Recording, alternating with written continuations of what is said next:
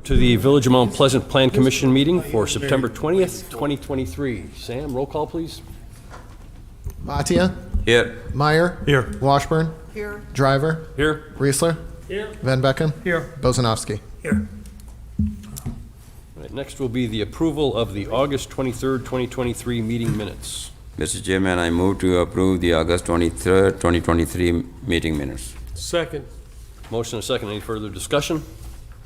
Hearing none, I'll call the question. All in favor? Aye. Opposed? Motion carries.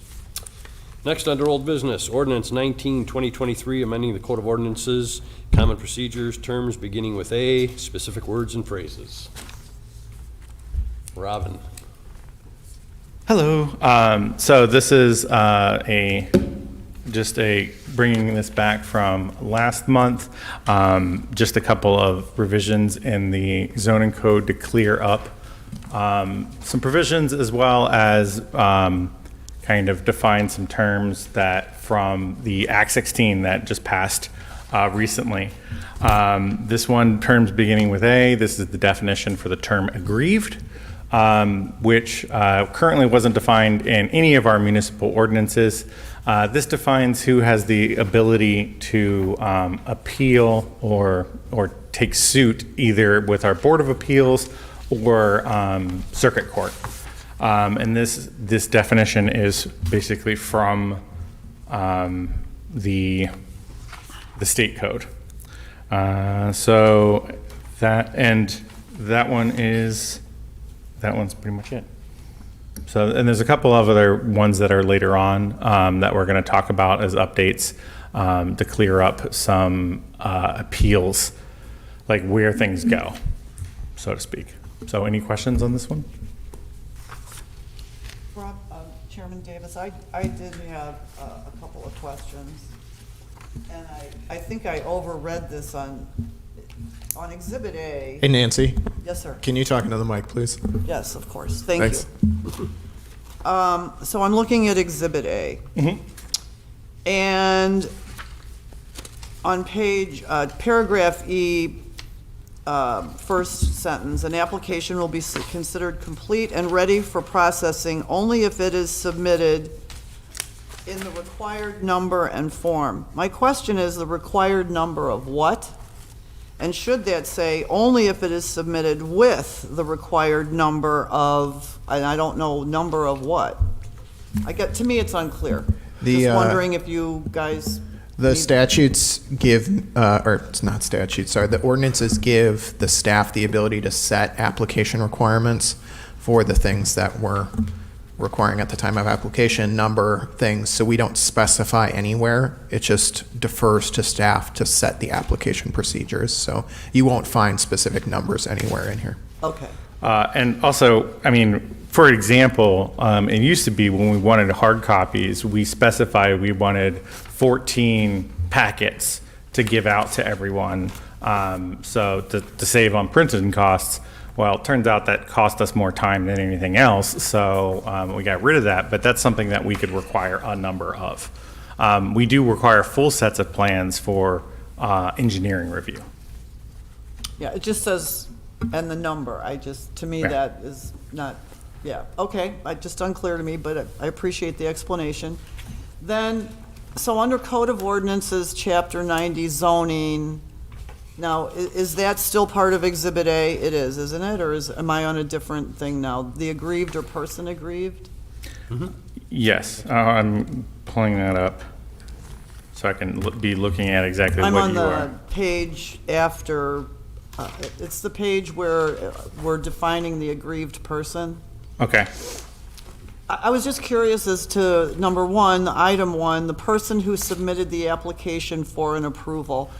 Should that state a complete application? In other words, if someone's coming in to state a case of aggrievement, but their application was incomplete, then they really don't have a lot to. In other words, is it better to define the fact that their application should be complete before they can be considered aggrieved?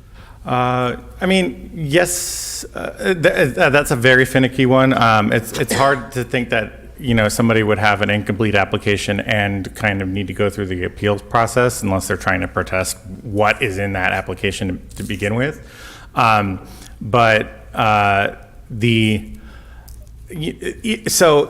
Basically that is saying the person who is doing the applying. So even if they put in an incomplete application, they are the primary point of contact. They are the person. That's basically just identifying the subject. So you're just saying that it's the person who submitted? It Yeah. has nothing to do with whether the application was approved or not approved, it was just the person who submitted? Yeah, That's the intent. this is just to differentiate that person from a third party. Okay. And then, Also, just to note, this entire definition just matches exactly what's in state statute that defines aggrieved. So that's why we pulled it. It's not really our language. We just wanted to make sure that the definition matched the new state law and how they were defining aggrieved. Yeah. And this is one of the more, I would say, like clear but also stringent definitions. They range all over the map in state and local codes, ranging from just a person who has been damaged financially to whatever the Webster's dictionary version is, which is kind of just, I think, is annoyed, So that's not a whole big one. and so then, and I think we did talk about this last time, because I think I brought this up last time. Under item 3 in that same paragraph, or in that same section, it continues, a person under this subdivision. And I still don't understand that word as it's inserted. So ours, our zoning code of ordinances has divisions that are labeled. So like it's like Division 5, all that sort of stuff, and then articles. So that would be. It's the subdivision of the, okay. It's the not division, the headline. Okay. Yeah, it's not your kind of subdivision. I'm sorry, Nancy. Well, I guess that's what throws me, right? Because Yeah. I can understand you got excited.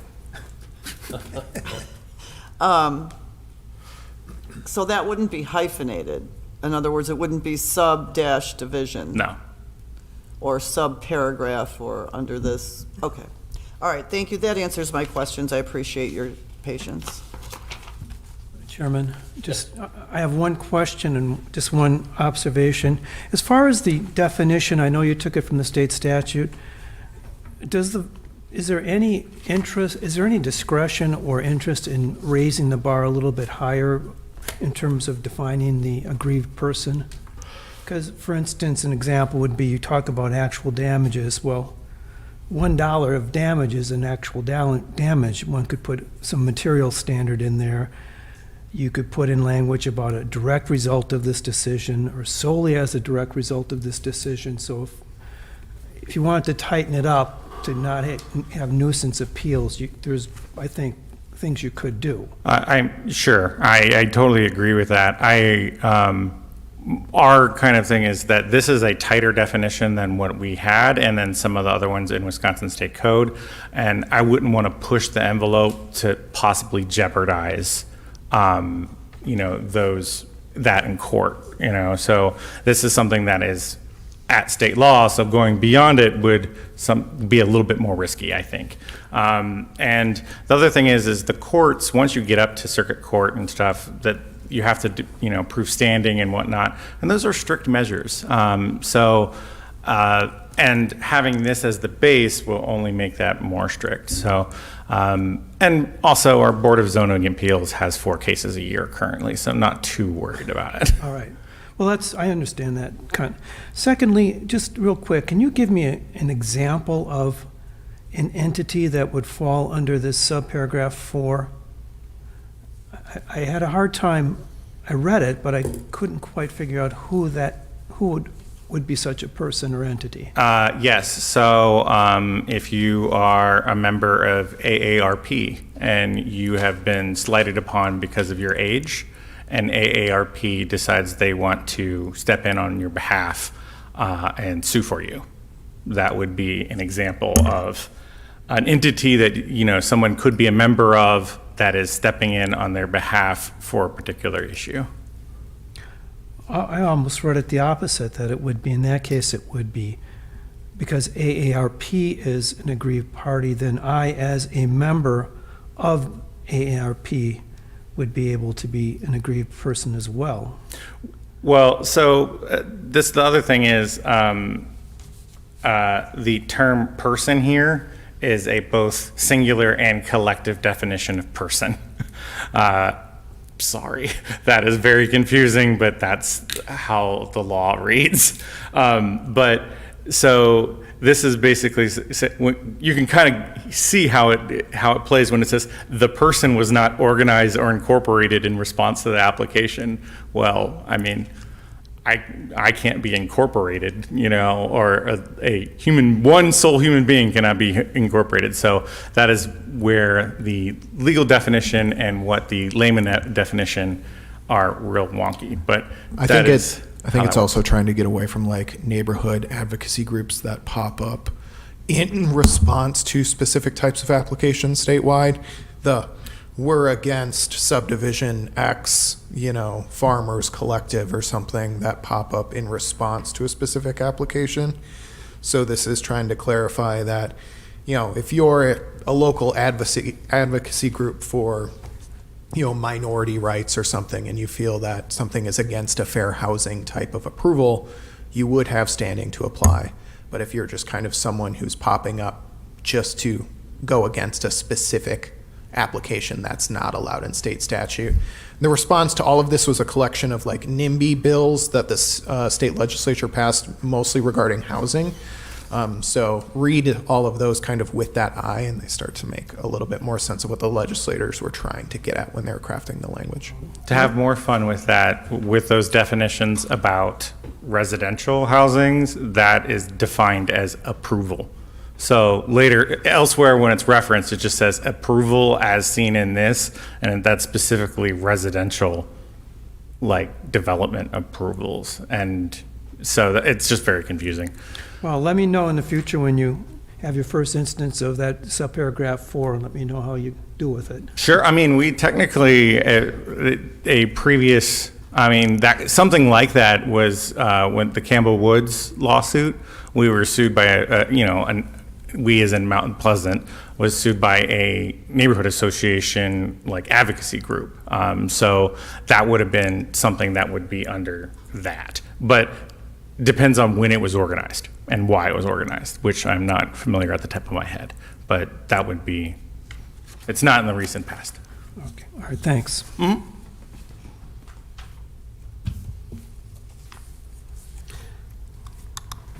Any other questions for Robin? I do have one more. Under alley, your new definition of alley, a public way providing secondary access to properties. That's not new. Pardon me? It's not new. The only things that are new are in green or red. Agreed. Or Oh, green, or red is out and green is in. It's just to kind of give you a barometer of where you're at in the rest of the code. All right.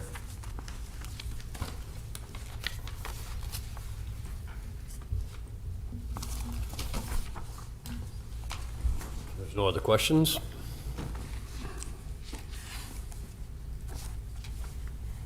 I think what you're getting at, Nancy, we would qualify as a driveway if it's privately owned. No, what I was going to say, should it be a dedicated public right-of-way as an alley as opposed to a public roadway? Not Just all to be rights. more specific. Yeah, not all rights of way have to be dedicated, Right, so. okay. Sorry, I'm over-reading things. I That's okay. gotta stop doing that. Attention to detail. Oh, you need a motion on this, sir? Yes. All right. Chairman, I'd like to make a motion to approve ordinance 19-2023, amending the Code of Ordinances 90-510, Common Procedures 90-620.50, in terms beginning with A, and 74-11.2, specific words and phrases subject to the, I guess it's subject to the executive summary and, yeah. Second. Motion and a second. Any further discussion? Any public comment? Hearing none, I'll call the question. All in favor? Aye. Opposed? Motion carries. Thank you, Robin. Next. Okay. Next, under new business, the Pike River Crossing Final Plat, FSP-23-4. Mr. Chair, members of the commission, this is the third revision to this final plat that we've seen. It is still essentially a mixed-use neighborhood with 96 moderate-density lots, tenanted for 60 detached homes and 36 twin homes. The board approved the final plat in 2023, although they revised the north end of the plat here. Mostly, if you go to the plat document itself, what was a northern developable outlot has been taken up due to some stormwater re-engineering that's gone through as they've done their engineering reviews. The subject entire parcel is about 45 acres and is zoned a mixture of RM2, B3, and MX2. All the properties lie within TID 6, and we have, sorry, let me scroll down, approximately 7 conditions for the final plat approval. So this one is reaching the end. We're getting there. The applicant's here if you have any questions. Otherwise, I can answer any technical questions, but we've seen this one a few times, so. Chairman, I have one question. My question relates to why, I see you've got an issue with 4 of the lots being too wide. Why is that still an open matter, given this is the third time around on a final site plan? Why wasn't that corrected first or second or third time? They corrected some of them, but the subject lots, I think, are at corners. And so the Plan Commission, it's a rub, actually, that we'll likely address when we come back with some residential zoning decisions, but it's a rub where the platting ordinances say that you can widen out corner lots for increased street yard setbacks, but then the residential zoning guidelines set stricter width requirements for those, and so there is a little bit of a disconnect. If you're only reading the subdivision ordinances, you might miss that some of the lots in that zoning district are a little bit wide. They've received an administrative approval for some of them that are a little bit wonky, but there's a couple that are still a little bit too wide, so it should just be, So there was, I guess, a understandable reason why it was an open issue in the first place, and it hasn't been corrected up till now. Yes. Okay. I don't want to speak for the applicant too much. Like, I'm just reviewing it. I can't speak as to why. Also, there's one option there's an option that's on the table that depends on what building type they put on the lot. And that's still on the table. So the lot could still be legal depending on if they put a different building on there. So, which it would be a duplex. So.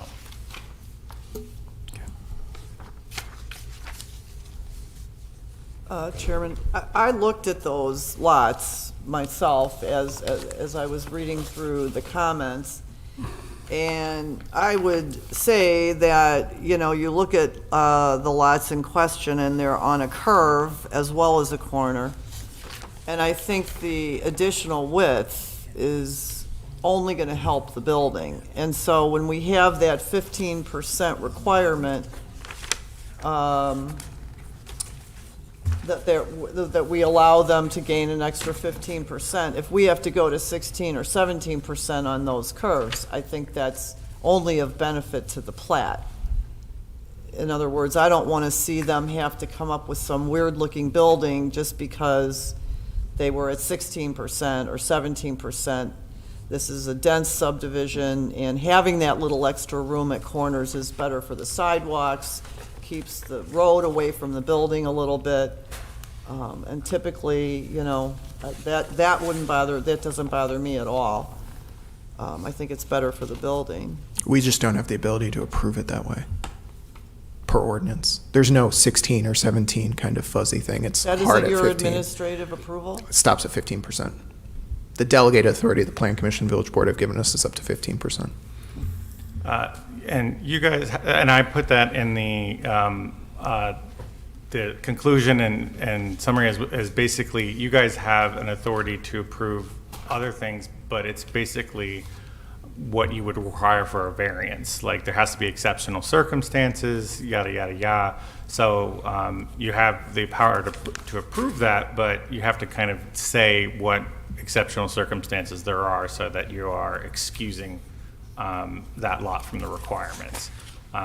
It's just basically like a mini subdivision variance inside a plat approval process. If you want to know more about that, I'd be happy to fill it in.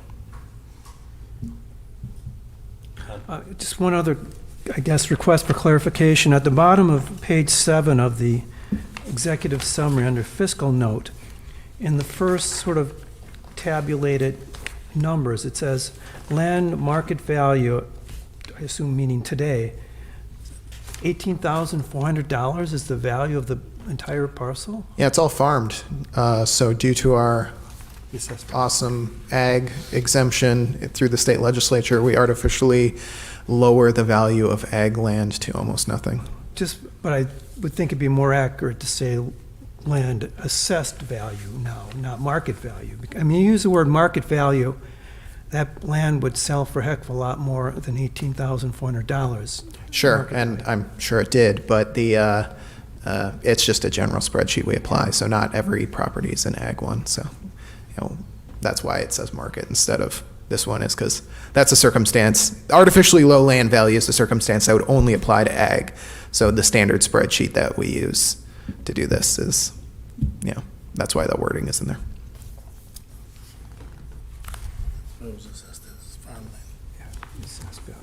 Any other questions or concerns for Sam?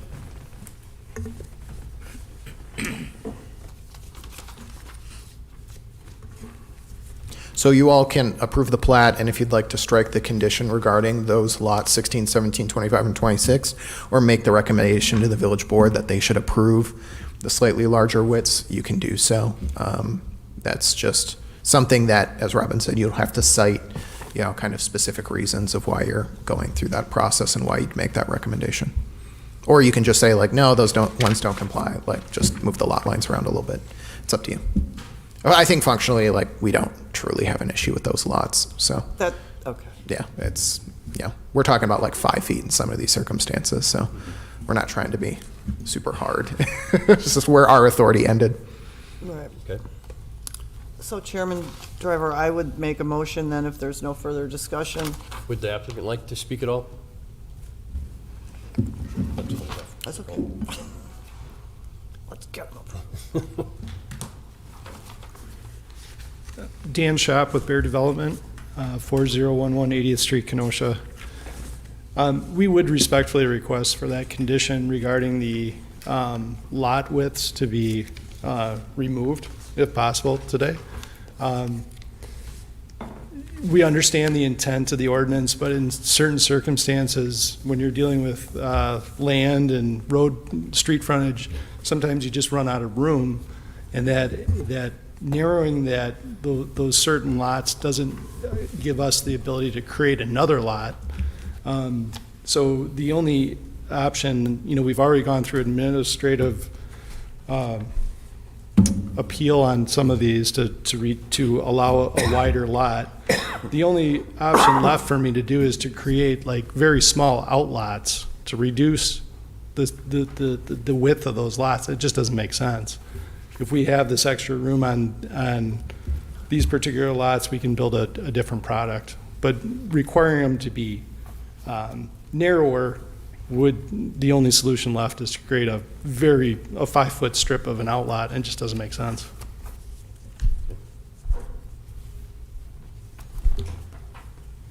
Sam, do we legally have the ability to approve that, or does that really need to go through appeals? No, you can, for subdivisions, you can approve those wider lot widths. It's just we cannot. So, I got you. Okay. Yeah. So we can strike that condition. Yeah, I think where we would get a little uncomfortable is, kind of as Dan said, if you were able to create another lot or like reconfigure it to what the zoning district is intended to be, that's not really the case here. And they can, utilize those lots for legally conforming specific building types as well. So we don't really have an issue with it. We just called it out. Just to cross our i's and dot our t's, like I will say it into the record, that particular clause is 74-2.9, exceptions and modifications. It just says where in the judgment of the Plan Commission it would be inappropriate to apply literally the provisions of Article 7 and 8 because exceptional undue hardship will result. The Plan Commission may waive or modify any requirement to the extent deemed just and proper. The reasons allowed that you find that all of these following facts and conditions exist and so indicate in the minutes. So that's why I'm reading. A is exceptional circumstances. B, preservation of property rights. C, there's an absence of detriment to the community as a whole, and it would require a majority vote. So now that I've said that those are the standards, you guys have heard that those are the standards, and you would just have to make a call, and you would put that in the minutes. Do all of those conditions need to be met? Yes. Okay. And they meet them all. So the one, I guess, the threshold is whether there are exceptional circumstances for doing this. That seems to be the main decision we have to make.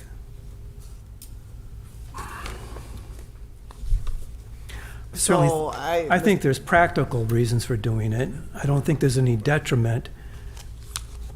It says, Practical and exceptional are two different things, but I'll give you I have a another problem with it. words.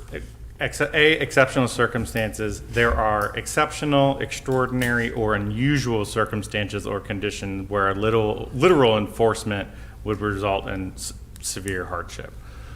So it's, unusual, the lot layouts, curves, all that sort of curve on stuff. the It's road. not a standard lot. I guess that could be your out. It's curvilinear, yada, yada, yada. Well, to the extent we need to create findings, personally, I'm okay with unusual. I'm more comfortable with unusual than I am with exceptional. So with that finding, I don't have a problem with proceeding. Okay. I mean, you don't have to do a whole findings, it just has to be like kind of in the minutes. Correct. Yeah, that you've talked about it. Okay, super. So then I would be willing to make a motion to approve the Pike River final plat as presented by Bear Development, and per the conditions presented by staff, except for removing the requirement for the subdivider to amend lots 16, 17, 25, and 26 to comply with the lot width restrictions and applicable administrative adjustment for the RM2 zoning district. As under discussion, we felt that there was hardship on the plat and unusual circumstances. I second the motion. Second? I think it's lot 15 and 16, not 17. I'm reading 16, 17. 17, 25, and 26, but I think you're right, it is 15 and 16 on the 15 and plat. 16 and 25 and 26. Yeah. Essentially is condition number 5. Just that's it. Correct. And I would just like to enter into the record, I think that there's no detriment to the public from our doing this here. So that was one of the things mentioned. Thank you. But I would second her motion. All right, we have I a did motion. Oh, Motion and a second. Yeah, I did. Any further discussion? Any public comment? Hearing none, I'll call the question. All in favor? Aye. aye. Aye. Opposed? Motion carries. Thank you. Thank you, Dan.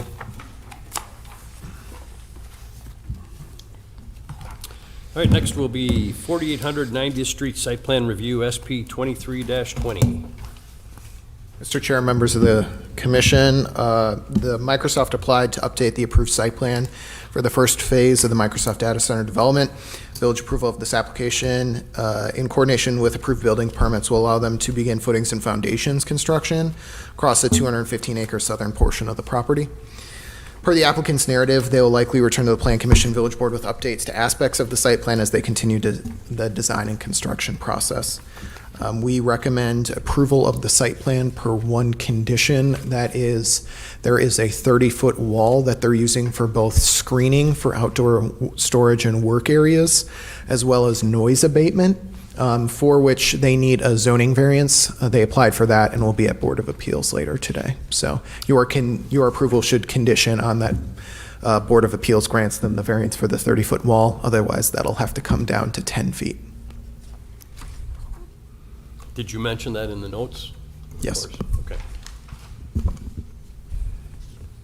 And we can't Gotcha. we can't speak on behalf of the Board of Appeals, but we did, as staff, recommend that the Board of Appeals approve the variance. I think for this type of use, it's just the ordinances are kind of don't anticipate the level of outdoor screening for a use this big. So that's on us. We'll likely come back with some revisions to those screening requirements.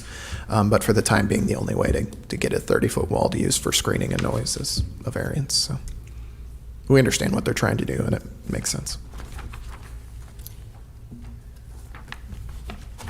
With that, you have a big packet. One of the reasons why we don't require a paper packet submission anymore is due to this. So yeah, it was lengthy, but we appreciate Microsoft moving forward quickly, as well as we identified like 6-7 things through the site plan review process, and they amended them, so you have a pretty clean approval in front of you. So working as intended.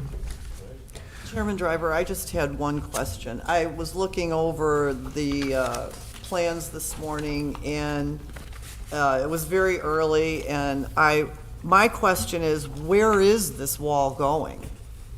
So it's In other words, where is it, all around the perimeter? Is it this dash line that's? no, it's the south and east portion of the property around the kind of southern outdoor work area, for the most part. So a lot of the sheets are split. It's like 12 sheets or something for the entire site plan. But yeah, it kind of curves around the bottom and then up along the east side.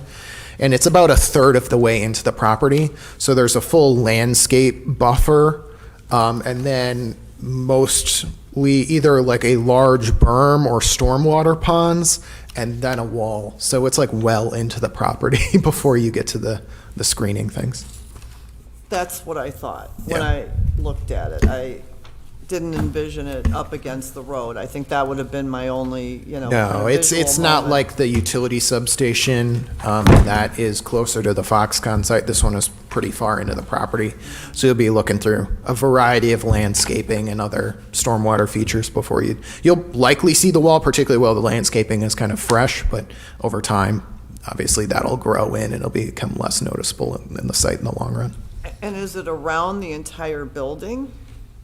Or it's just the south side and the, okay. No, just the kind of south and east side. It's not around the entire site. Around 90th. Can you explain to me what that actually is? What is it for again? So two things. The code requires outdoor work area screening. So they have some essentially utility features that they use for cooling for the data center that are stored outdoors.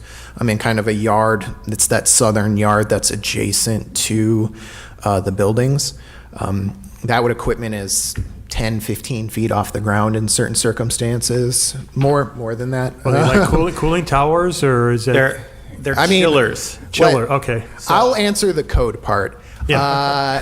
Microsoft can talk about the actual equipment. We require outdoor storage and work area screening. So normally we limit walls to 8 feet. The Plan Commission can approve up to 10 in commercial and industrial districts. So they're proposing 30 to comply with those screening requirements from a public right-of-way. The code also has performance standards for noise abatement. And there are certain circumstances that, are theoretical. It won't be the average day-to-day operation of it, but there could be circumstances where the facility emits some noise.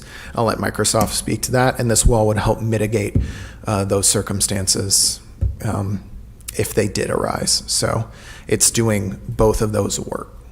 How close is this wall to the 80-foot building? A You wanna- couple hundred feet. Is it? Okay. It's like there's like an entire outdoor work area and then the wall behind it. So And how close is it to the road? 500 plus feet away from the road.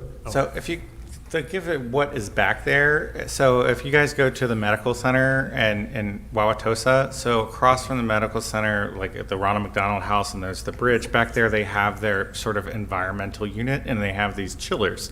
And they're constantly cycling water.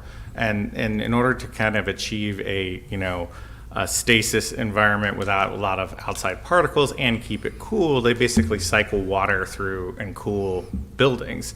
But these things are like gigantic air conditioners as far as how loud they can get. And there's falling water and all that sort of stuff. So they're fairly loud and big.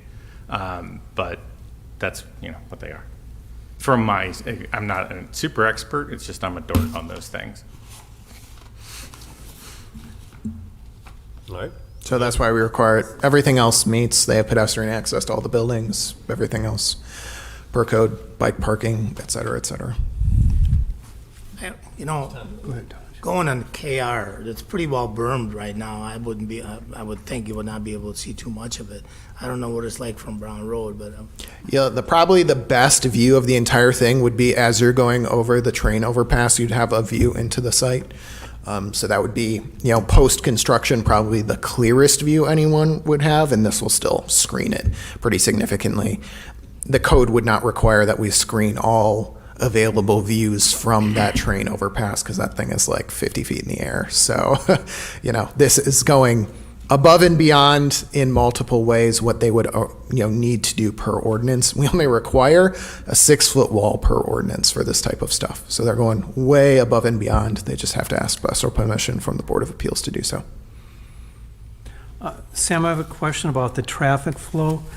This site does not have any direct access to Braun Road, correct? Correct. So anyone who wants to go to the south is going to exit east to 90th and then come down to Braun Road if that's what they want. So, They would have to go north to Brown Road.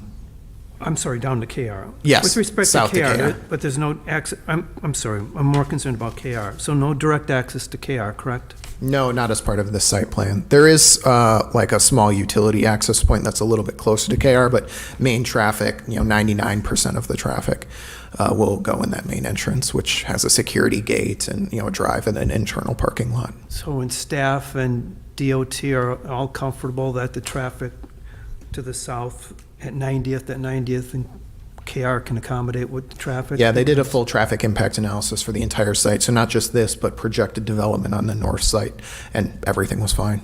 So. Because we have this grand expressway, formerly known as Braun Road. I mean, that can handle whatever this place puts out, but KR is still a 2-lane, No, No. KR, you can land a Tom. plane on KR right now. oh, it's the other way around, that's right. KR is now the new Master Road. runway, Yeah. emergency landing pad. So all the roads are good, and 90th Street, as a reminder, the village is reconstructing 90th Street as well, so it won't just stay the rural cross-section that it is. That'll be fully improved with pedestrian access and turn lanes and all that type of stuff. So the whole shebang, DOT has looked at the traffic impact analysis and given their thumbs up to it. Understand, Chairman, Driver. Yes, go ahead. Claude. Understand, the village has today a right in and a right out on KR for access to that site. We're working with the Friends at Microsoft to adjust that, maybe up further than where it currently is located. But the village has access for right in and right out on both sides of that railroad path in Area 3. Okay. So, yeah, nothing prohibiting us from utilizing that in the future. And only be for construction purposes. Well, but even so, having a secondary access for them is not a bad idea, and certainly But they're not KR requesting can that, they're handle just it. looking for it for construction purposes, that's it. And construction equipment mainly, not staff. Mm-hmm. But understand, the village has that today. Okay. Would the applicant like to address us, please? Name and address, please.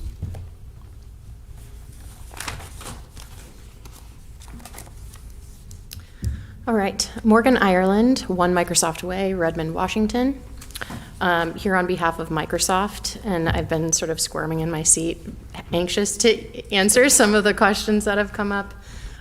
So if you guys want to fire away anything that you feel like was not fully addressed, I can answer the questions about the walls, construction access off KR, whatever you guys got for me.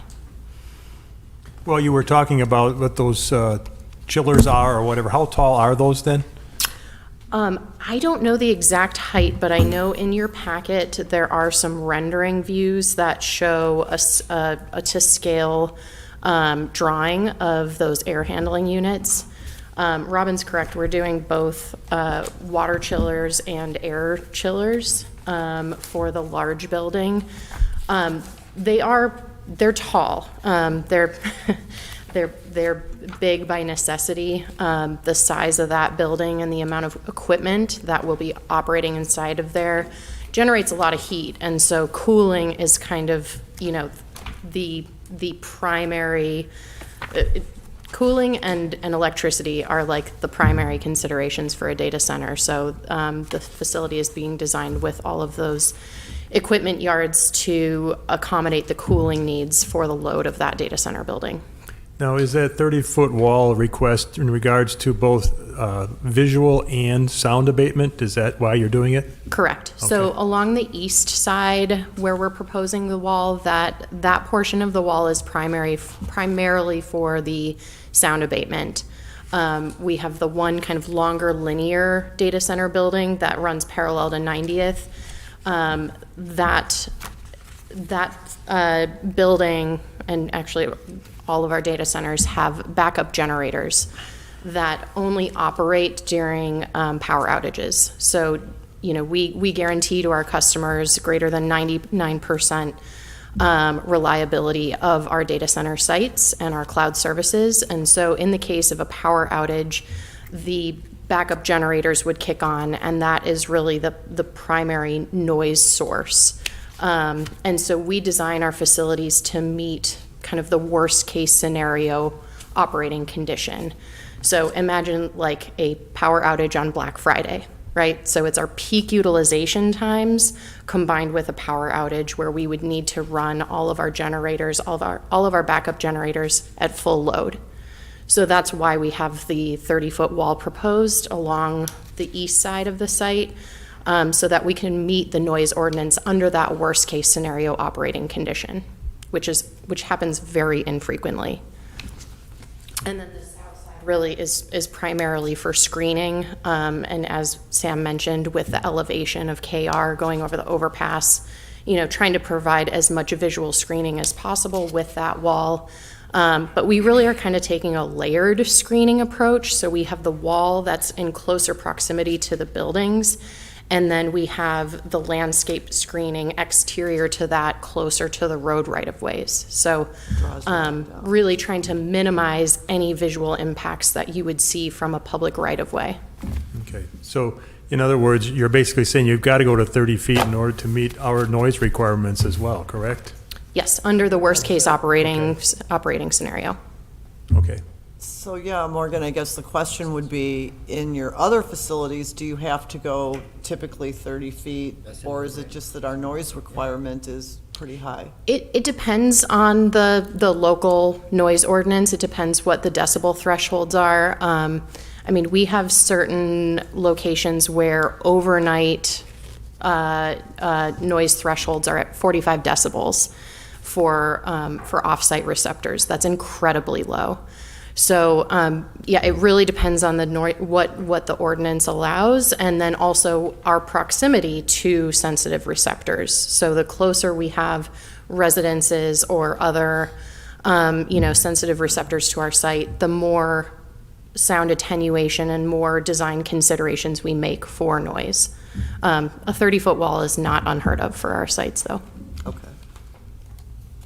You don't happen to have any pictures of any of those, do you, from any sites? Not specific pictures of, not on me, but the rendering views that you guys should have in your packets are they? Yeah. No. No, no. I mean, they might be a completely different league, that's why I just, So those are ones that I don't think we have. in the site plan set, there was Yeah. a couple of architectural There's a couple sheets? stuff that didn't make your packet, but I can print some stuff out and give it to you all, you guys, Okay. so you have it. Blame So it the on Sam. architectural sheets have kind of a my fault. representative view. It will look similar to like the substation walls. I believe those are 24 feet though, so these will be precast masonry walls, similar to what you can see around the regional substation right now, just a little bit taller. They're gonna And be then like- again, screened with landscaping outside of that. Will they be cut face also then? Or is it not a solid concrete wall? It'll be some type of a architectural surface to it? Yeah, yes, I believe so. Don't quote me on that, but what I was told from our design team is precast concrete panels, similar to what you would see like along a freeway screening wall or the substation walls. Well, I would But again, the recommend goal that is that you guys they won't put see it that at in all. there. It'll be behind a row of trees. Sam, I have a question. So again, going back to the height of the wall, like Morgan said, they have to meet the nice code ordinance. And if that requires 30 feet, that's the 30 feet. But I guess my question is, on the one side, you have a compliance with the noise control ordinance. On the other hand, you have a zoning, like you say, unless the zoning board of appeal grants a related zoning variance for the property.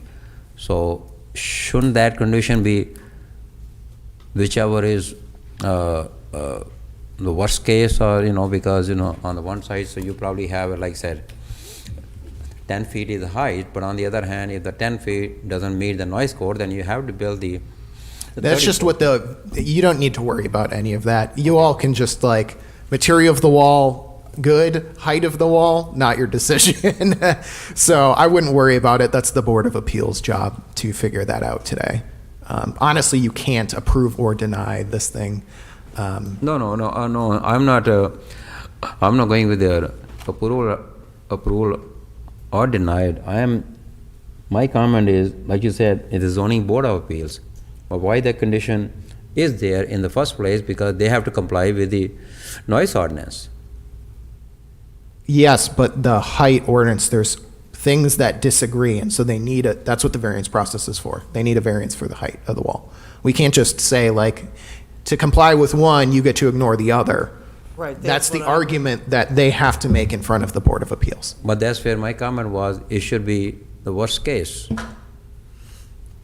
Okay, well, you said that's not our mandate. That's okay. Yeah, that's what their application at Board of From Appeals the is tonight, yeah. technical point of view, I'm saying is, that shouldn't be there, but Right. I see your point. I will also be at the zoning board of appeals meeting this evening and have a presentation, so I'll be giving kind of the same spiel. Will the wall look similar or maybe the same as the building itself? That's- No, the facades of the building will not, I actually don't know the final materials selected for the building facades, but they won't just be like gray concrete walls. There's a little bit more visual interest built into the designs of our buildings. Okay. Actually, as you're driving by the site on KR right now, you actually look down at it. So I think the 30-foot wall on KR, especially if it's off a little bit, you're really not even going to notice it, because it dips down. They're building a big pond over in the corner, so. And there, like Sam said, there's a stormwater, a permanent stormwater pond that's going in along 90th linearly, and it kind of wraps around the southeastern corner of the facility. That will stay. That is a final site condition stormwater management pond. So we'll have, so 90th Street is being upgraded. We've already dedicated right-of-way for the multi-use trail that will be going in there. Then we have the landscape screening buffer. Then we have the pond. Then we have the wall. So it really is. It's really gonna be set back quite a bit. So, well, this has been quite a project, It- and we're curious, I think, I hear, Mr. Chairman, that a lot of our questions are more curious than anything, because we want to help you move forward. We're really proud that you're here. We want to continue to, work with you guys, and it's obvious you're putting a lot of thought into it, and to redo this engineering on a regular basis is not simple and not easy, and you guys are doing a good job of keeping up with it. So, complicated project, and we appreciate all of the thought you've put into it. So I would make a motion, can I do that? Okay. I would make a motion to approve the updated site plan, subject to the conditions as specified by staff, and also particularly the Zoning Board of Appeals approval of the wall height. Second. Motion and a second. Any further discussion? Questions or concerns? If not, I'll call the question. All in favor? Aye. Opposed? Motion carries unanimously. Thank you. Thank you very Morgan. much. Thank you.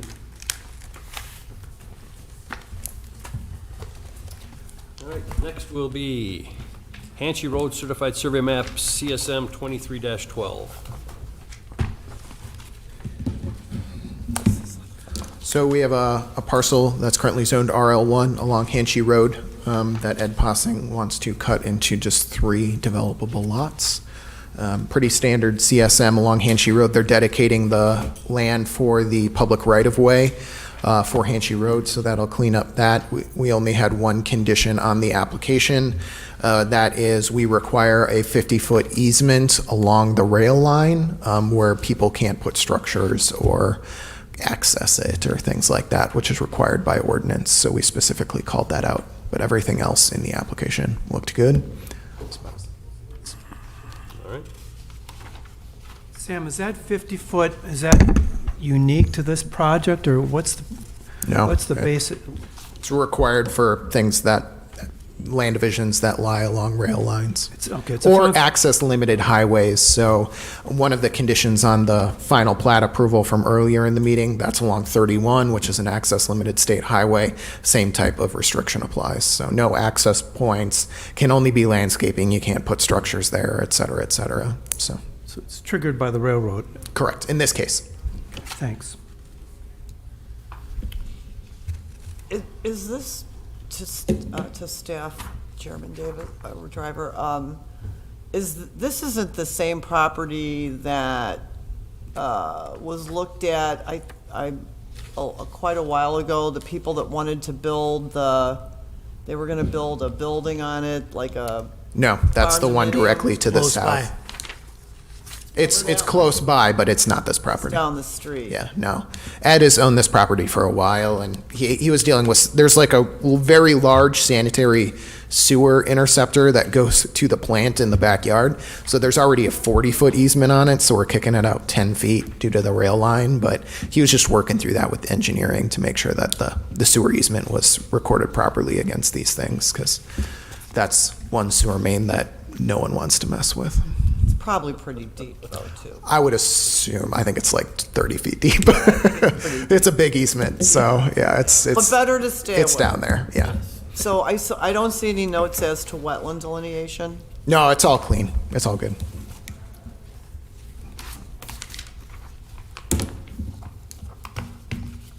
No further questions? Looking for a motion? Mr. Chairman, I move that Planning Commission moves to approve the Hansche Road CSM 23-12, subject to the recommended condition as presented by the staff. Second. Motion and a second. Any further discussion? If not, I'll call a question. All in favor? Aye. Opposed? Motion carries. Next will be Ordinance 18, 2023, amending the Code of Ordinances. Everyone's favorite topic, floodplain ordinances. I hope you all struggled to get through this as much as I did. So the impetus for this, we have floodplain ordinances. The village is part of the National Flood Insurance Program. We have plenty of floodplains throughout our river corridors that run through the village. This was actually due to us needing to update some of the firm panel numbers, the flood insurance rate map panel numbers, because there was a new study that was completed and adopted by FEMA, mostly along the coast of the village. So no one is really impacted in this case, but we have to update those numbers within a certain amount of time to stay part of the National Flood Insurance Program. When we were going to update that, our friends at the DNR thankfully give us a model ordinance and say, if you want to be part of NFIP, here's the ordinance that you need to adopt. And so the rest of the changes were us essentially rewriting our ordinance to comply with the most up-to-date version that was given to us by WDNR. So that's why it's kind of in that exact sweet spot of not a lot changed except a lot of language, and so we had to go through line by line and kind of cross-reference the entire thing.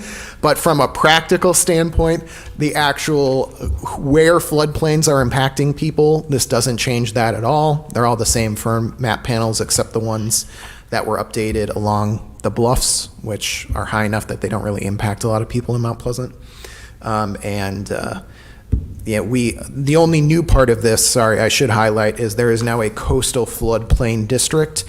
It really doesn't carry a lot of weight because most of our people are high enough up the bluff that we don't have a ton of coastal floodplains, but we did want to include that just to make sure if situations change over time or firm panels change over time, we have that language included. Run out of paper. What is that? It's okay, it's okay. It's okay. It's okay. Oh, he cracks me up. So those are the floodplain ordinances, and if you have any specific questions, I can try my best, but this is one where they're, I fell asleep at least 3 times trying to do this in my chair. Well, I do have one question in regards to the official maps based on the flood insurance study. Exhibit A, there are dates in there that are in the future, and I'm not quite understanding what that means. Yeah, so those studies are dated as of, they're like future dated as of this, they take effect at a certain date, and then we have basically until early 2024 to get them adopted into the ordinance, and that's like when they finally become effective. Okay. And so it's part of the long drawn out FEMA process to get new firm panels into the book. So they're going to publish this as of 1/11/2024. Yeah, they're effectively Well, done. you can find them now. I know, but I'm just saying is that when I'm reading something that says as per, adopted, approved by the DNR in January of 2024, so that doesn't make sense to me Yeah, when I read it. yeah. They'll finally take effect as of that time. All the firm panels have a specific date on them, and that's the date that FEMA's given them. Okay, thank you. Sam, I just wanted to say that. I don't know who did this work, but I would think the effort of comparing 2 detailed statutes like that and having to pick out a clause from this pile into this pile and trying to figure out where each piece and little peg of the puzzle has to go had to be painstaking. And whoever did the work deserves a lot of credit. You think Joe fell asleep a lot? Like Sam was locked in his office for a very long time over the past few weeks, and it's always like, yeah, I'm doing this floodplain ordinance. An IV of caffeine directly into the bloodstream. It was rough. It explains a lot, Sam. It explains a lot. The reason for that, normally we would just take it in whole cloth, but our floodplain ordinance, the DNR gives it to you as a separate ordinance because some communities don't have a codified set of ordinances. They just have, different ordinances that take place over time. So they kind of give it to you as a base layer. So we have to knit it into ours. And then also separately, our definitions section is more universal for zoning. It doesn't just relate. So kind of had to knit in the updated definitions into our zoning. So that's why it includes both the flood protection area and the definitions area. Well, as far as I'm concerned, you have carte blanche to come back anytime to tweak it as you find anything got skipped. But again, good I job. should have included like a little find, did you read it or not thing. I did not. A test for us? Yeah. Don't spend any more time. I didn't do that. Okay, well then I have a test question. I don't even know, this is Exhibit A, and it's item number, gosh, I'm not even sure where I am here. it's 1 redacted to 2, 3, 94.490 boundary disputes, it's under that. Then the next page is variances, there we go. Item number 4, you're quoting a cost for flood insurance increases. Yeah. And typically, we don't publish fees in an ordinance, do we? Because the fees are subject to change. In other words, do we want to just say something like, it may increase property and flood insurance premiums? You're saying could increase up to $25 per 100 of coverage. Do we really want to quote a number? So that's a specific change that was different. Our old one, as you're reading, used to be a little bit more vague, and the updated language from DNR did include those. And I think the purpose of it, reading between the lines, is not just that, like, oh, you know, your flood insurance might go up if you try to build in the floodplain. It's like, no, here, there's an actual dollar amount that could affect you. So it's not. We don't set those rates, you know, we don't have anything. I think it's more just a more concrete warning to people who are trying to modify the floodplain that this could come at, you know, pretty significant financial impact to their project. You know, we have some properties in the floodplain in Mount Pleasant, and flood insurance is expensive. So I want to be, you know, sympathetic to those people, but it's not a issue that we deal with nearly as much as many other coastal communities, particularly throughout the country. And a lot of people who are just, you know, kind of blatantly constructing things in areas that I think common sense would dictate are probably not a good idea. So I think as the ordinance language makes its way from FEMA to WDNR down to us, that's likely, It's just how it trickled down. yeah, and- why they're saying is, please don't do this. It's a bad idea. Okay. Having done this myself about 3 or 4 times, I really do appreciate what you did. And my thought was when the feds tell the DNR what they want and the DNR tells us what we want, what they want, we should just listen and say, let's go ahead and say approve. We're going above and beyond here as well. Not all communities participate in National Flood Insurance Program, and that does help with some of the rates that people can get for flood insurance in the community. So it's worth the effort for our residents.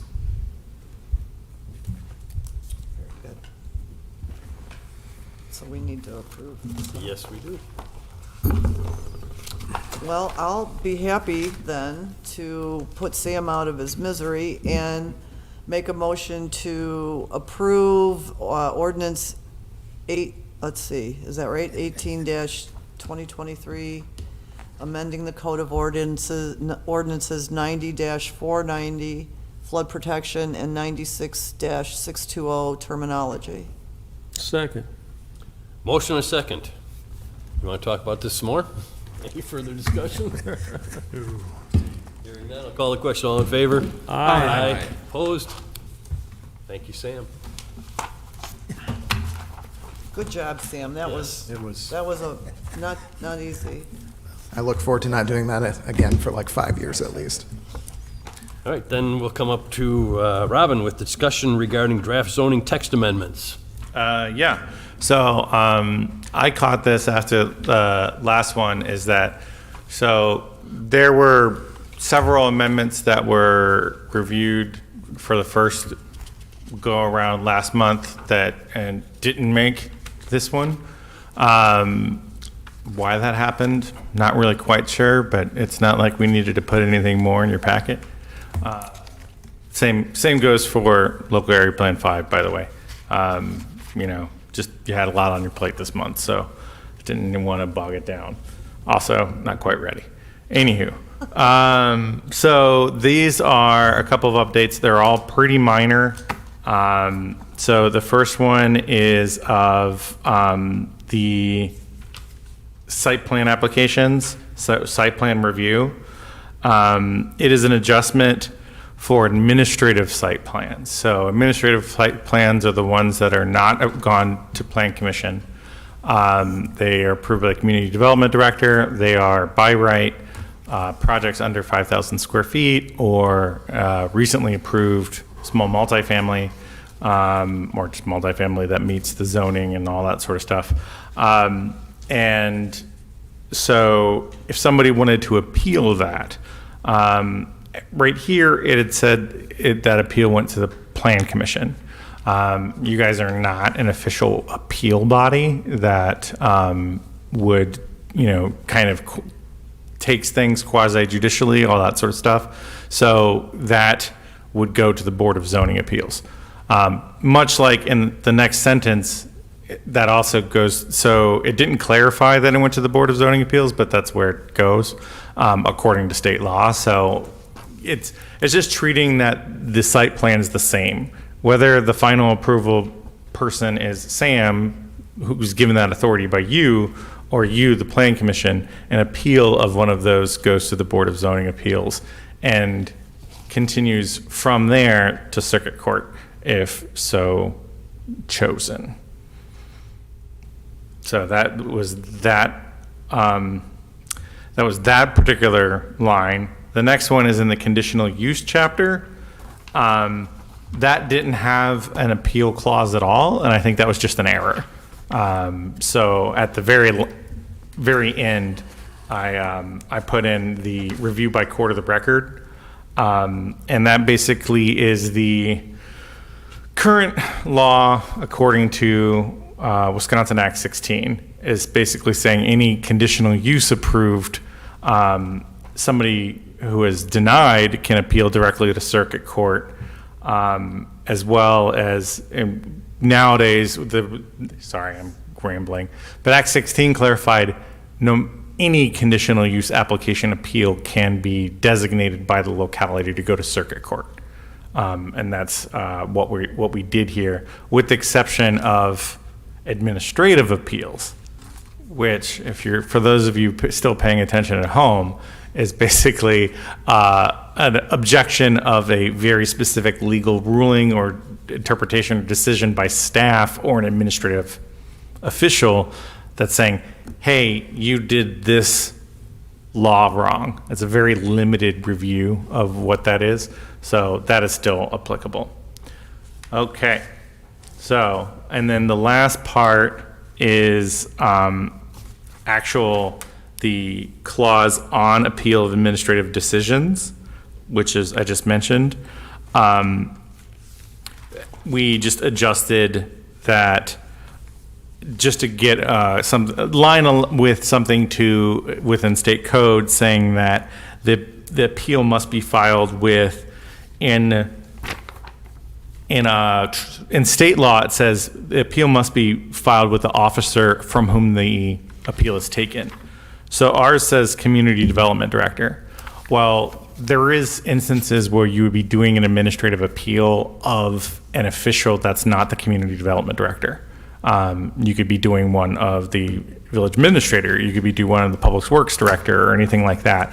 So that official can and should change. So we just put an and clause there. And that was also the next one is who transmits it to the Board of Zoning Appeals. It's the official whose decision is being appealed or the community development director.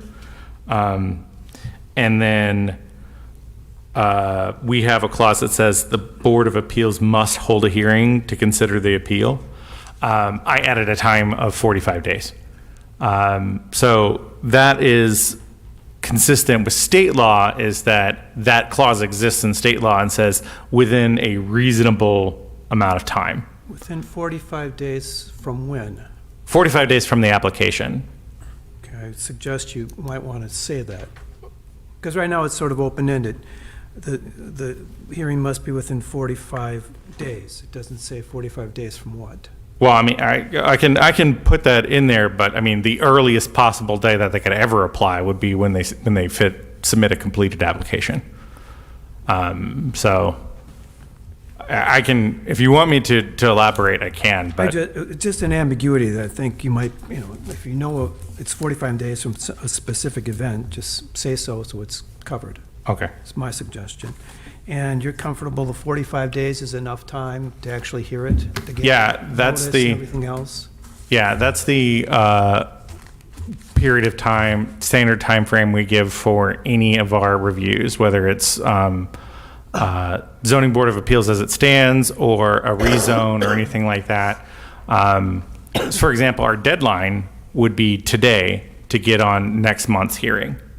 So 45 days would give us, if they meet this deadline, it would be either this month or next month. So, that would be fine. I think.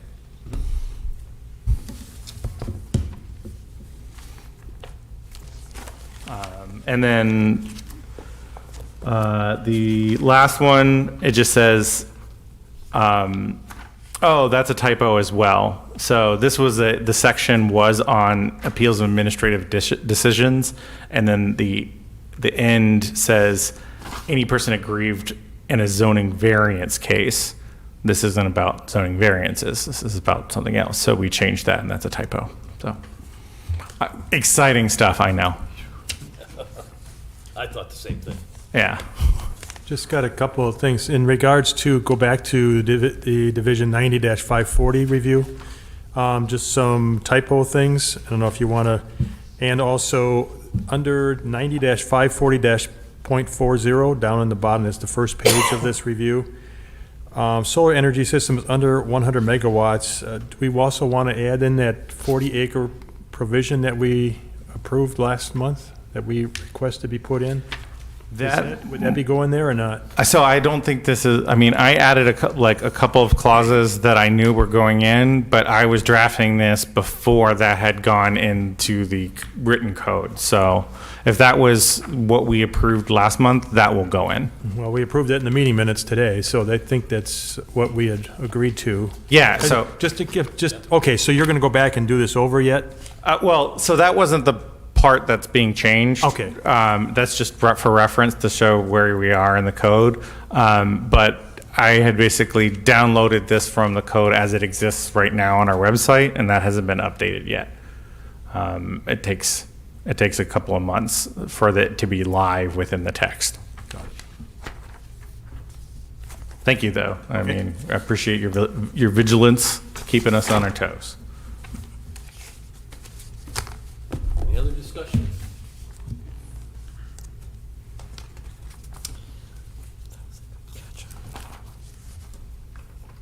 No other discussion, we don't need to make them. No, this will come back up in front of you with the remainder of last month in October. It seems like we'll cross your fingers, we'll have a lighter month in October, so we'll be able to consider that stuff at length. Okay, yeah. We do have some vacancies next month in the meeting, just to be a reminder. I think Vacancies as people? Yes. Okay. Ram and Nancy. Yeah, we're going to the League of Municipalities. Oh. Yeah, we got it. But you all will have a crack at it at village board anyways, so. Not to say that you're replaceable, but if we're losing two people, you'll get a second vote at it in front of the village board. So they can give us their notes. Yeah. Exactly, we want to do our thorough review, right, Ron? Yeah, well, look. We'll give you both a paper copy. We'll and- take them with us to convention, and so we have something to do at night. We'll make sure to up the amount of content so we can sneak some more stuff while the parents are away. $32. All right. Then let's bring up George. Oh, love it.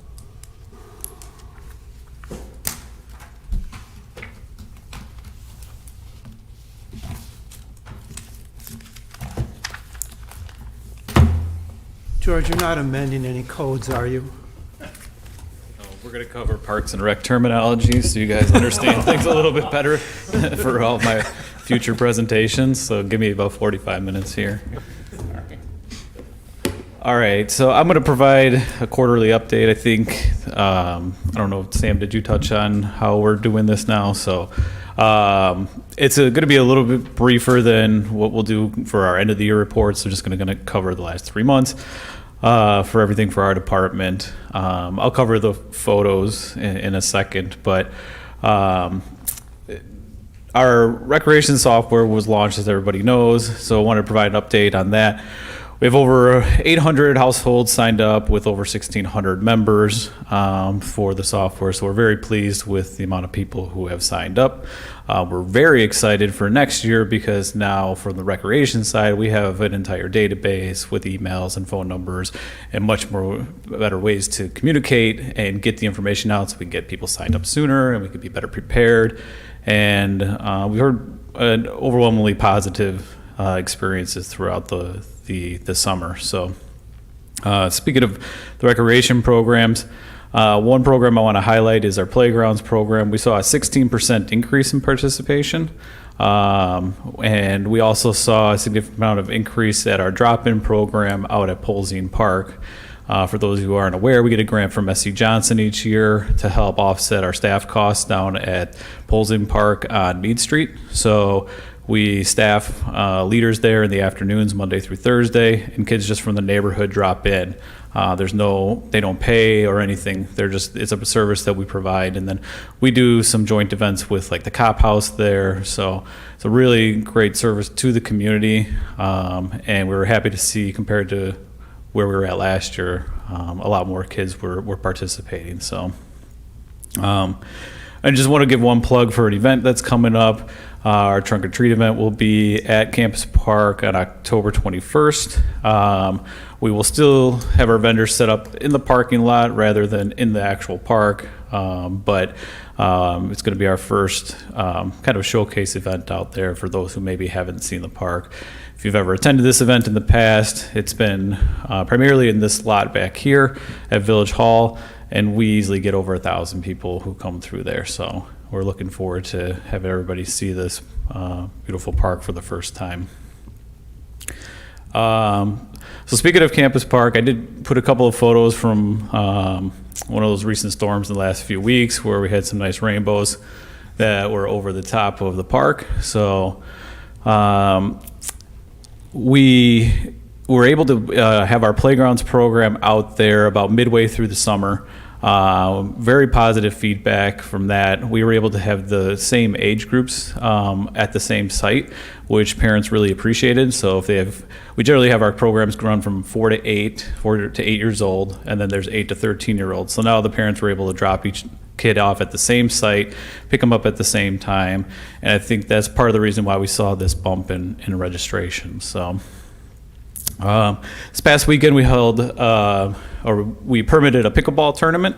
I haven't got the numbers back from a participation standpoint. I'm waiting to hear back, but we're very pleased. They were out there from 7:30 to 3:30, all 6 courts. So we're happy to see that the courts are being utilized. And the one note I did hear from her was it's this group out of Milwaukee who has already reached out about setting up tournaments for next year. So they were very pleased with how it went on their end. And then the most popular feature out at the park was our splash pad. I don't know how many of you got to frequent it during the day, during the summer. I think it was packed all summer. The shelter was packed constantly with people. Again, it's part of the reason why we did not reserve that particular shelter. It was utilized significantly over the summer and during the weeks. And we're hearing a lot of positive feedback from people who have been utilizing the park, especially the trail through Smolinski. So when we look back at those alternates that we included with the project, I think that was a really good investment for that particular park. For the pickleball tournament, does it start at 7:30? Yeah, in the morning, yeah. Are our facilities open at 7:30? Yep, 6 a.m. actually. Yeah, so yeah, the bathroom is open at Campus Park at 6 a.m. Oh. I'm telling you. So we just finished up work out at the Sheridan Woods Rain Garden. We started that project last year in the fall. We were going to do plantings this spring, but with the drought, we decided to push all of our plantings to this fall. So you can see we had volunteers come out from South Shore Realtors Association. They one of the people on their board had applied for a grant to the National Association of Realtors for $5,000. It got approved for this project, so the $5,000 grant is covering benches, the plants and everything out there. So we were able to basically replace that playground that, if you remember from previous pictures, that was underwater with a nice new amenity for that particular park at essentially no cost to the village once this grant comes through. So.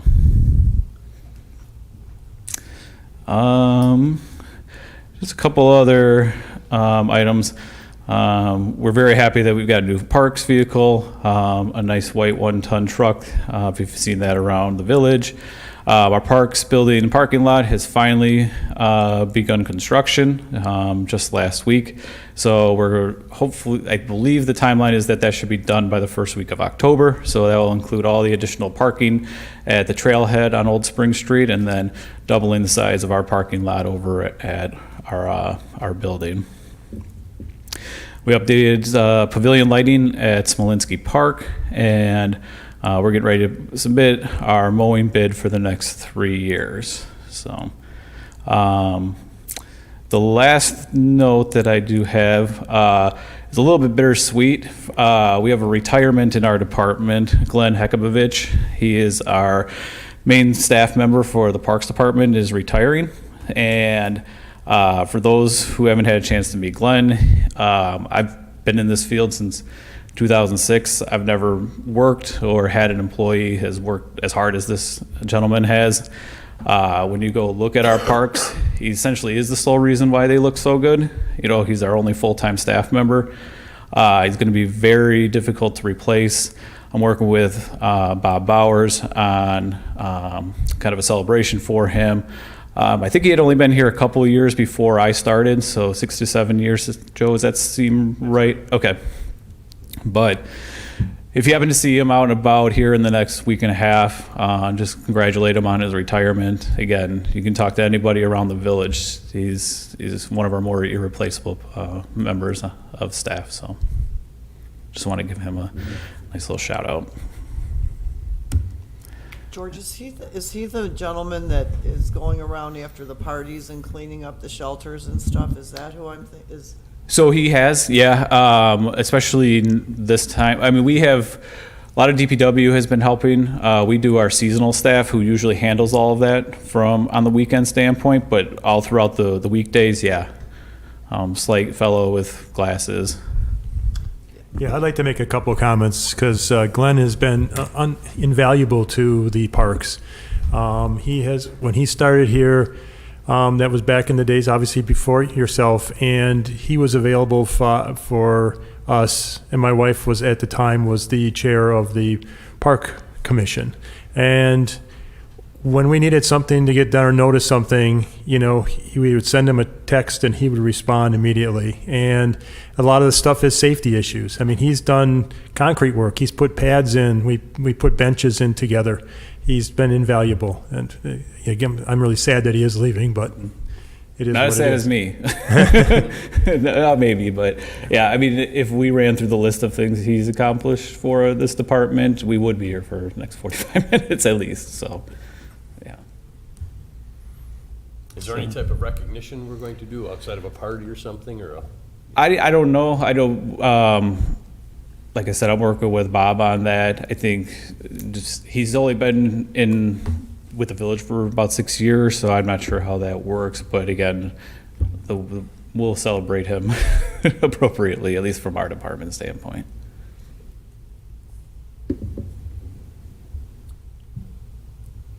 All right. Well, thank you. That's it? Can I ask a question, Chairman Yes. Driver? One of the things I know at the board level we approved recently was some extra money that we had to pull out of the capital fund or something, one of the funds, in order to help pay for the extra help you had this summer, your interns, I think it was, $20,000. Are you looking for 2024? Are you going to put those more into your mainstream budget so we can help you right off the bat? Let's put a pin in that and talk about it when we get to the actual budget discussion. Oh. I don't want to go down too far, and that's not publicly noticed as a point of discussion. So Oh, I apologize. it's supposed to be more You're of right. a Thank you one-way stream. Thank But you, we'll Sam. get into it during budget time. Thank you for keeping me in line. I always need I was I always need going to it, step in and so- say the same thing. But yes, yeah, I think that those have been discussed at COW and Yes, in the future here. so. thank you. Yep, Right. Thank you, George. no problem. Robin, Oh, anything for us? No response? No. Hey man, we could do that terminology all day, every day. All right, so I'm gonna do our planning report. Just kind of going over the past few months. For the most part, the rush of spring and is much calmer now. We just got a few. These are completed municipal complaints over the past few months. Oh wait, I have to move it on this screen too. Those are the completed ones. Just a few junk vehicles, illegal dumping, blighted property, and a chicken violation. A chicken, what did the chicken do wrong? Across the middle of the street. probably had a Cross the rooster. road to get to the other side? Well, you're allowed to have 4, but you do need a permit for the coop. You also, most of the time, the violation is if you have a rooster.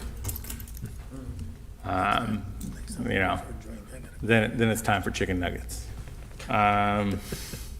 These are the active ones that we're working on, and when they were submitted, there are, and then also our court activity. We had about 6 that had an initial hearing at the beginning of September, and then 3 that had a second hearing, basically a plea bargaining kind of settlement hearing with the attorney, and none of those have been set for trial yet. We also still have the 4 cases that that are pending to be gone up to circuit court. That is still pending, should be filed pretty soon. The board members, we talked about that in committee of the whole. So we're working with Village Attorney Smith on that. These are our planning records. Also, by the way, big thanks to Emily for putting together today's presentation as well as the planning report. Emily is going to be staying on with us part-time while she's in school, so she'll be around. Good, excellent. We're happy to have her. Okay, so these are the active planning records. So basically, the things are currently under consideration, stuff that is waiting on. There's a lot of certificate of occupancy, but that is where everything gets held up. Basically, that's where, okay, we can be waiting on the fire department. We could be waiting on building inspection. We could be waiting on the applicant to meet requirements that we've put out and say, okay, you have temp occupancy, come back when you got everything done. So that's why you get kind of a backlog in that. And so, and there's also the completed ones. That's not bad. 2 for September. Let me move that one. No, Oh, great, no. completed plan records. I guess it didn't get updated. So I tried to save it, and because I added 2 charts, but it's not really that big a deal. Did it update yet? No? Okay. Womp womp. Basically, it was going to say that compared to other years, although so far it's been a pretty standard year. You know, we've had 20 site plan approvals, 12 CSMs, 7 rezones, 6 variance cases, which has been an up, and 1 conditional use. You know, the recent high water mark for a lot of those was in 2019, when we had 39 site plan applications, 22 rezones, 15 site plans, and so on and so forth.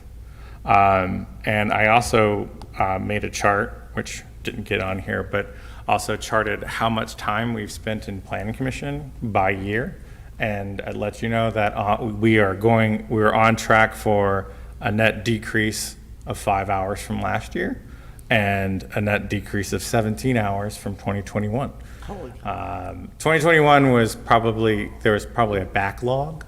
So we, had a lot of long meetings in there. It's a very unofficial tally because I just basically added up the length of the audio recordings in our files. And that's not something that we want to keep, stats of, but Davis, you've been on here for a long time. So basically between 2011 and 2017, it was between, 13 and 15 hours a year. But the volume of how much stuff we're considering and how much, more development we're seeing in the village over the past 5 years blows that out of the water. So I think the substance of what we're considering is greater. And I mean, you can attest to that more than anybody else, but just kind of shows the reason why I also pulled it up is I wanted to kind of see if our adoption of our zoning code has like streamlined approval processes. Absolutely has. So, and it doesn't show in time, but considering the volume of stuff that we've considered, I think that is the factor there. So that's it. And we, Sam and I and Emily will all be going to the state planning conference in Milwaukee. There are some workshops today, but it's mostly tomorrow and Friday. Sam and I will be there to accept our state planning award, the excellence in planning. That will be tomorrow night at 5:30. We get dinner and all that sort of stuff. We'll do a little presentation. It'll be pretty cool, and excited to kind of get that word out. I have been getting sort of calls from, developers, other people that are based in Milwaukee and Madison, and they're like, they keep on saying, so what's this I hear about you guys, kind of leading the way, getting through all this stuff? Because let me tell you, they're sick of a lot of the red tape, and I think it's finally getting out there that we're as pro-development, in a good way. Like, it's clear what our expectations are on both ends. So I'm proud of that and of y'all, the team, and we couldn't do it without you. So thank you very much. And I'm sure you will represent us well, as you have in the past, year after year. I mean, when I look at the participants from other communities, you guys are Yeah. above and beyond. Yeah, I think so. And, hopefully, as a part of the greater, planning community and also of the Milwaukee area, like, I wish it hadn't taken so long for people to start taking hints from what we've been doing here. But also, selfishly, I like being ahead. It's a good feeling to be out in front, and for other people to be looking to us as an example. And we only have our board, our village board, and you, the commission, to thank for that. So, thank you. And hopefully, we'll come home with a nice little plaque or something. I don't know what they're going to give us. All right, thank you. All right, thanks, Robin. Anything else for the good and welfare? Aye. Aye. Opposed? We are adjourned. Thank you, Commissioner.